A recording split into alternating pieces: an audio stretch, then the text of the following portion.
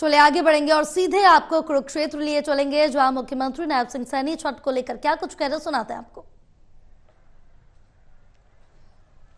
राज्य स्तरीय छठ पूजा महोत्सव के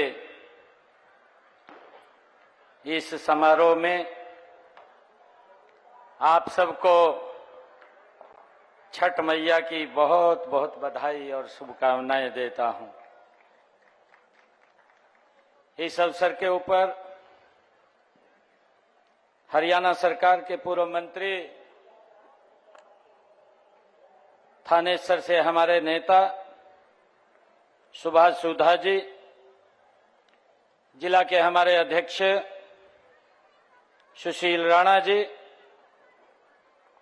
हरियाणा सरकार के हमारे चेयरमैन धर्मवीर मिर्जापुर जी, जयपाल सिंह जी, धर्मवीर डागर जी, हमारे शाहबाद से चुनाव लड़ा सुभाष कलसाना जी, जिला परिषद के हमारे वाइस चेयरमैन डीपी चौधरी जी, प्रदेश के हमारे सचिव राहुल राणा जी, रविंदर सांगवान जी, हम भद्रकाली मंदिर के पीठाधीश सतपाल जी शर्मा, हमारे डायरेक्टर डीपीआर के एम पांडुरंग जी, कुरुक्षेत्र से हमारे उपायुक्त महोदय, एसपी महोदय, हमारे भारतीय जनता पार्टी के वरिष्ठ नेता नायब सिंह जी पटाक माजरा, गुरनाम सिंह जी मंगोली, कार्यक्रम के हमारे आयोजक संतोष पासवान जी, पंडित अनिल शास्त्री जी, राजीव राय जी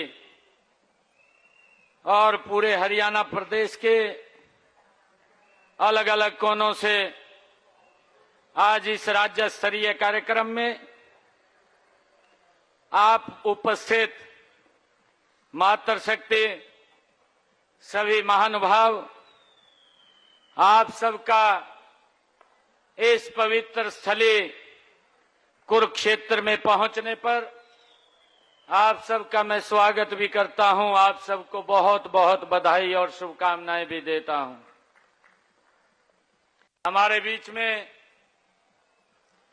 हम सबको इस छठ मैया के पर्व छठ पूजा के अवसर के ऊपर अपनी पूरी टीम के साथ मालिनी जी यहां पर आए हैं, उनका भी मैं बहुत बहुत स्वागत करता हूं, धन्यवाद करता हूं।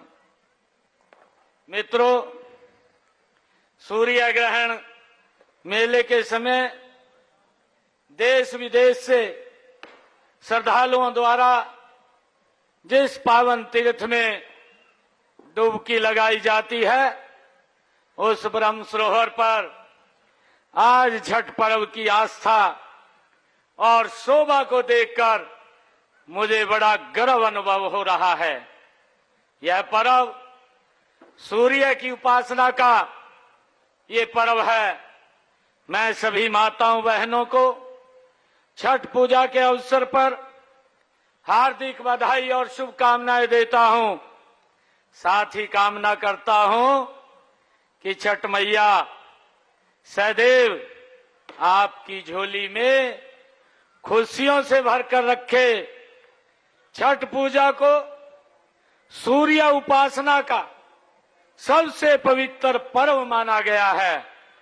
ऊर्जा और जीवन शक्ति के देवता सूर्य नारायण की पूजा इस पर्व के दौरान मनोकामना पूर्ति, समृद्धि और प्रगति प्रदान करने के लिए की जाती है।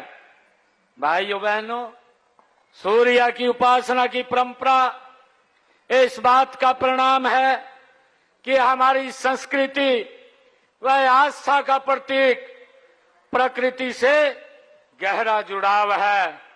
छठ पूजा के जरिए हमारे जीवन में सूर्य के प्रकाश के महत्व को बताया गया है। चढ़ते सूरज की पूजा हर कोई करता है, लेकिन आप सूरज के हर रूप की पूजा करते हैं। इसमें ढलते सूरज की पूजा करना भी अद्भुत है।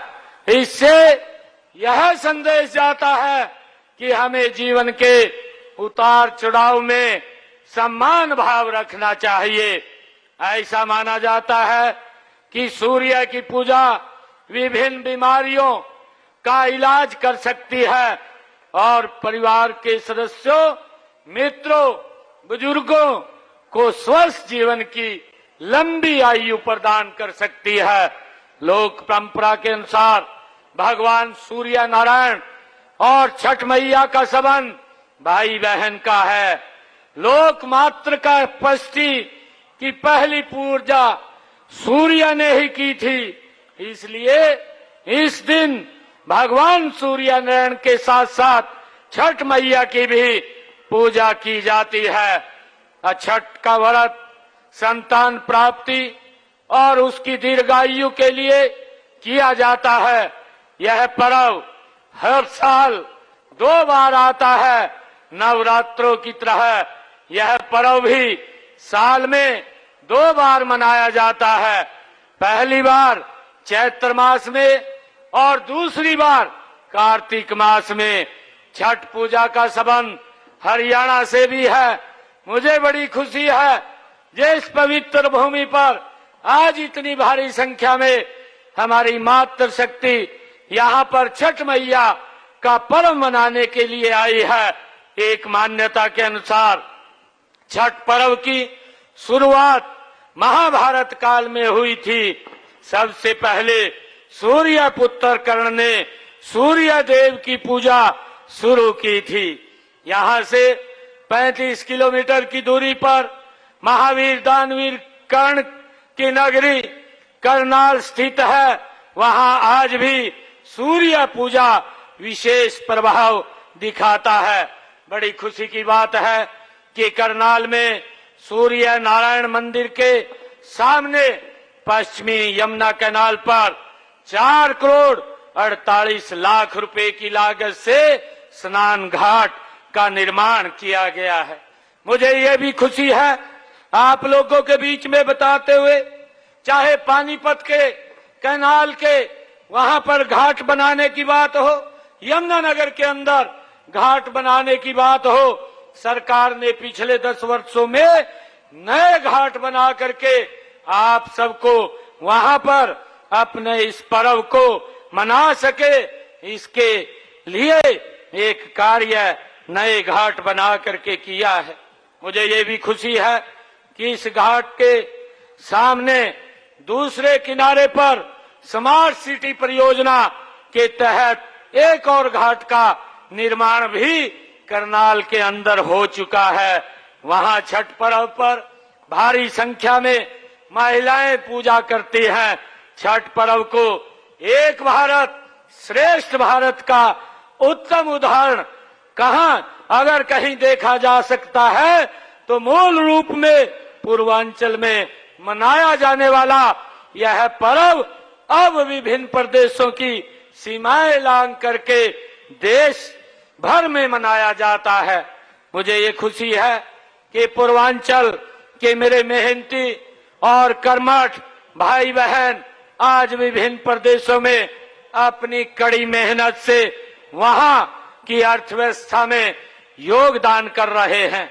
आप जहां जहां गए वहां वहां छठ पर्व भी पहुंच गया और सनातन संस्कृति के वहां के पुजारियों ने भी छठ पर्व को श्रद्धा व आस्था के साथ मनाना शुरू कर दिया। इसलिए देश के यशस्वी प्रधानमंत्री आदरणीय नरेंद्र मोदी जी ने छठ पर्व को राष्ट्रीय पर्व की संज्ञा दी है। मुझे बताया गया है कि छठ पूजा हेतु साफ पानी के लिए आपको नहर पर अधिक निर्भर रहना पड़ता है। जहां नहर उपलब्ध नहीं है वहां आप छोटे छोटे अस्थायी तालाब बनाकर उसमें पानी भरकर पूजा करते हैं। हम आपके लिए पानी के स्रोत का प्रबंध करने के लिए हमारी हरियाणा सरकार प्रयासरत है, ताकि आप अपने इस पर्व को स्वच्छ पानी में भव्य तरीके से मना सकें। आज इस समारोह में उपस्थित पूर्वांचल सभी बहनों और भाइयों का मैं आभारी हूं कि आपने कठोर मेहनत कर हरियाणा के विकास में अहम योगदान दिया है। आपने अपनी मेहनत और कौशल से उद्योगों की गति को बनाए रखा है, तो खेतों में फसलें लहलाने का काम भी किया है। मैं पूर्वांचल परिवारों को, महिलाओं का इस बात के लिए कायल हूं कि आप बहुत मेहनती हो और आप हर समय अपने परिवार के लिए कठोर साधना करती हैं। इसी साधना का परिणाम है कि आप छठ पूजा के दिन घंटों पानी में खड़े रहकर भगवान सूर्य नारायण की पूजा करते हैं। मैं आपकी श्रद्धा, सहन शक्ति, धैर्य और साहस को प्रणाम करता हूं।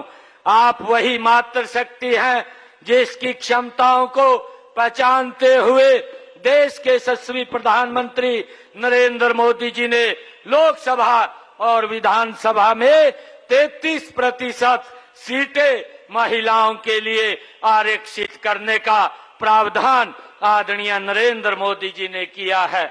आज छठ पूजा के पावन अवसर पर मुझे यह कहते हुए गर्व का अनुभव हो रहा है कि आप सबने बेटी बचाओ बेटी पढ़ाओ के संकल्प को पूरी तरह साकार करके दिखाया है। माननीय प्रधानमंत्री जी के ही मार्गदर्शन में हमने सर्वमेव जयते में विश्वास करते हुए पिछले 10 वर्षों में आपकी सुरक्षा, सम्मान और समृद्धि के लिए अनेक योजनाएं शुरू की हैं। हमने जहां श्रमिकों की कार्यस्थल पर सुरक्षा का मजबूत किया है, वहीं उसका दुर्घटना बीमा भी किया जाता है और उनके सामाजिक सरोकारों के लिए वित्तीय सहायता भी प्रदान करने का प्रावधान हमने किया है। श्रमिक परिवारों को कन्यादान स्कीम के तहत 3 बेटियों की शादी के पर हर शादी में 51,000 रुपए कन्यादान के रूप में हमारी सरकार के द्वारा दिया जाता है और 50,000 रुपया शादी का प्रबंध करने के लिए दिए जाते हैं और इसी प्रकार बेटे व स्वयं की शादी पर भी 21,000 रुपए की सगुन राशि हरियाणा सरकार द्वारा ये दी जाती है। मुझे ये खुशी है बताते हुए कि मुख्यमंत्री महिला निर्माण श्रमिक सम्मान योजना के तहत सभी पंजीकृत श्रमिक बहनों को कपड़ों व उनकी व्यक्तिगत जरूरतों के लिए 5100 रुपया सालाना वित्तीय सहायता ये हरियाणा सरकार द्वारा दी जाती है। भाइयों बहनों, इसके अलावा भी महिला श्रमिकों को सिलाई मशीन खरीदने के लिए 4500 रुपए की वित्तीय सहायता प्रदान की जाती है।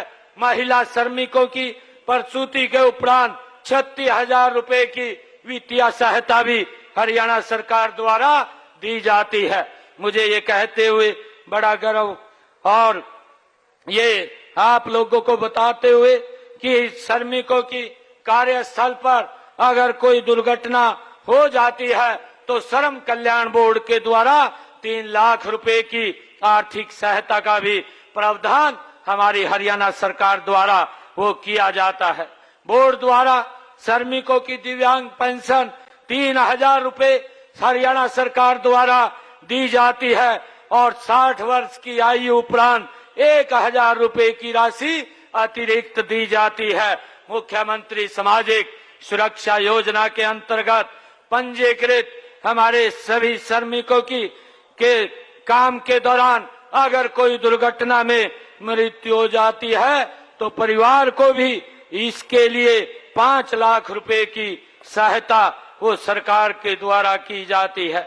मुझे हरियाणा कर्मचारी राज्य बीमा हेल्थ केयर द्वारा 21,000 रुपए मासिक वेतन पाने वाले 24 लाख बीमित श्रमिकों, उनके आश्रितों को समग्र स्वास्थ्य सेवाएं प्रदान करने का भी कार्य हरियाणा सरकार करती है। हरियाणा भवन एवं अन्य निर्माण श्रमिक कल्याण बोर्ड में पंजीकृत हमारे निर्माण श्रमिकों को 2 लाख रुपए तक का ब्याज ऋण मुफ्त दिया जाता है। ये भी हरियाणा सरकार ने एक योजना बना करके उनको लाभ पहुंचाने का काम ये हमारी सरकार द्वारा किया जा रहा है। मुझे ये बताते हुए कि असंगठित क्षेत्र में कार्यरत श्रमिकों के कल्याण के लिए हरियाणा असंगठित श्रमिक सामाजिक सुरक्षा बोर्ड का गठन भी हरियाणा सरकार द्वारा किया गया है, जिसमें न्यूनतम वेतन प्रणाली की विसंगतियों को भी हमने दूर किया है।